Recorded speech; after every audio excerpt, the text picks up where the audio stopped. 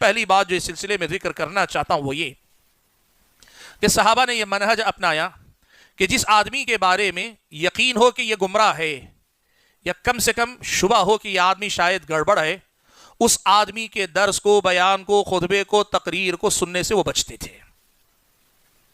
بڑی اہم بات ہے، اس کو آپ ذرا سمجھیے گا، آج کا بہت بڑا مسئلہ ہے۔ صحابہ کا طریقہ کیا تھا؟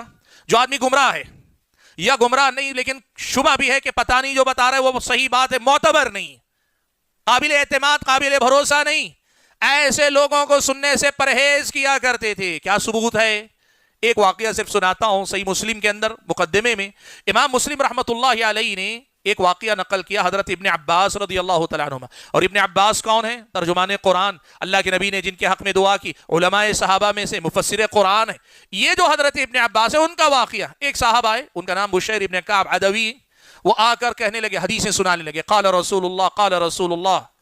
اب ادھر بشیر ابن کعب قال رسول اللہ حدیث سنا رہے ہیں، حضرت ابن عباس مجلس میں موجود ہیں، فجعل لا يأذن له، سن نہیں رہے حضرت ابن عباس۔ بشیر نے محسوس کیا کہ ابن عباس میری بات سن نہیں رہے، تو کہنے لگے کہ ابن عباس کیا بات ہے، میں اللہ کے نبی کی حدیث سنا رہا ہوں، آپ سن نہیں رہے۔ سنو اللہ کے بندو، دیکھو صحابہ کا جو طریقہ تھا نا، اپنے دین و ایمان کی سلامتی چاہتے ہو، سارے فلسفے چھوڑ کر یہ جو صحابہ کی سادگی اور سیدھی جو باتیں ہیں نا، ان پہ چلو، اس میں دین و ایمان کی بڑی سلامتی۔ حضرت ابن عباس نے کہا انا کننا فی زمن، ہم ایک زمانہ ایسا بھی دیکھ چکے ہیں کہ جب ہم کسی آدمی کو سنتے کہ وہ قال رسول اللہ کہتا، ابتدرته ابصارنا واصغینا الیہ بآذاننا، جس آدمی کو قال رسول اللہ کہتے ہوئے سنتے فوراً ہماری نگاہیں اس پہ جم جاتی اور ہمارے کان اس کی طرف لگ جاتے۔ ایک زمانہ تھا ایسا۔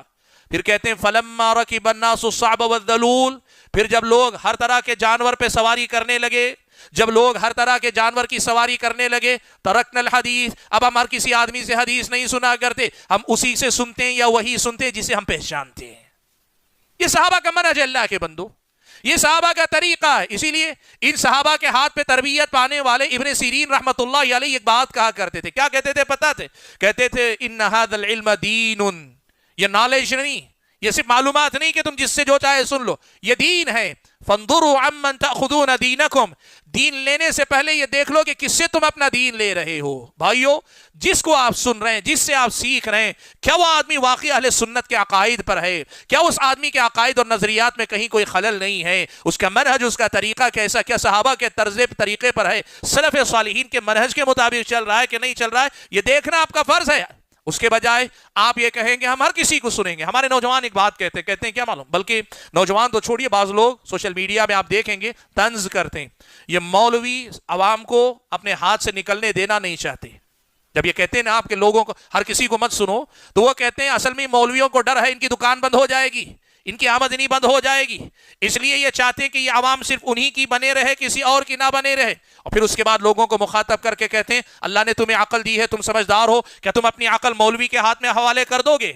بھائیو سمجھو میری بات، میں آج یہ بات صاف طور پہ کہوں، آپ سب لوگ ہم سب سے زیادہ عقل مند ہیں، ہم مانتے ہیں اس بات کو۔ مسئلہ عقل مندی کا نہیں، مسئلہ عقل مندی کا نہیں، مسئلہ یہ ہے کہ یہ مسائل صرف عقل کی بنیاد پہ طے نہیں کیے جاتے، یہ مسائل وحی کی روشنی، صحیح علم کی بنیاد پہ طے کیے جاتے ہیں۔ آپ علماء سے زیادہ عقل مند ہوں گے، آپ علماء سے زیادہ سمجھدار ہوں گے، لیکن یہ تو آپ مانیں گے علماء کی طرح علم والے آپ نہیں، اور فیصلہ آپ اگر اپنی عقل کی بنیاد پہ کریں گے، آپ کی عقل آپ کو دھوکہ دے سکتی ہے، آپ کی سمجھ بوجھ آپ کے ساتھ دھوکہ کر سکتی ہے۔ یہ جو بات کہی جاتی ہے اہل بدعت کو نہ سنو، کیوں؟ اس لیے کہ اہل بدعت کو سننے کے بعد حق اور باطل میں تمیز کرنے کے لیے عقل تو ہے آپ کے پاس لیکن علم نہیں۔ فیصلہ علم کی بنیاد پہ ہونا چاہیے، عقل کی بنیاد پہ نہیں۔ عقل تو ذریعہ ہے، واسطہ ہے۔ جو لوگ عقل کی بنیاد پہ صحیح اور غلط کا فیصلہ کرنے کی بات کرتے ہیں نا، ایسے لوگ اکثر اہل بدعت کی تائید کرنے والے بن جاتے ہیں۔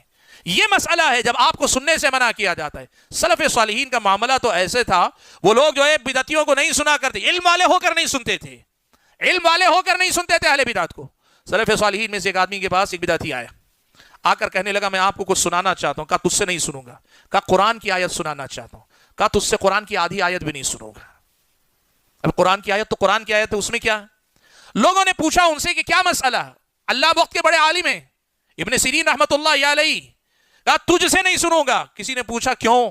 تو کہا وہ پڑھے گا تو قرآن ہی، لیکن مجھے اس بات کا ڈر ہے قرآن پڑھنے میں کچھ اس انداز سے پڑھے، آپ جانتے ہیں وقف اور ابتدا میں اگر کہیں فرق کریں تو آیت کا معنی کچھ سے کچھ ہو سکتا ہے، مجھے اس بات کا ڈر ہے کہیں وہ کچھ اس انداز سے نہ پڑھے کہ جس کی وجہ سے میرے دل میں کوئی شبہ پیدا ہو جائے اور اس کا شبہ میرے لیے فتنہ بن جائے۔